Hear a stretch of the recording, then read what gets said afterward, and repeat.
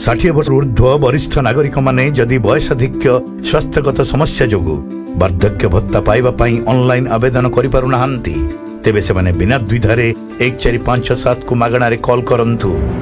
नमस्कार एल्डोलाने आपन को स्वागत कहूँ तो आपन की सहायता कर पारिबे 1457 आज्ञा सर वार्धक्य भत्ता पाई आज्ञा 1457 को कॉल कले दरखास्त दाखल करने बाबद सबु सहायता जोगाई दिया जिवो। तापरे विभागर मोबाइल नंबर 9861283118 रे भत्ता दरखास्त देवा पई आवश्यक डॉक्यूमेंट रो फोटोकॉपी अपलोड कले आपणक भत्ता दरखास्त विभाग द्वारा पूर्ण करा जाई दाखल कर दिया जिवो। भत्ता दरखास्त मंजूर रो अग्रगति संपर्क रे मध्य 1457 को फोन करी जानी हेबो।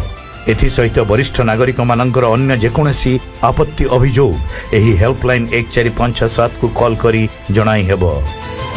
1457 को कॉल करंतु आपणक असुविधा दूर करिवारे आमको सहभागी करांतु।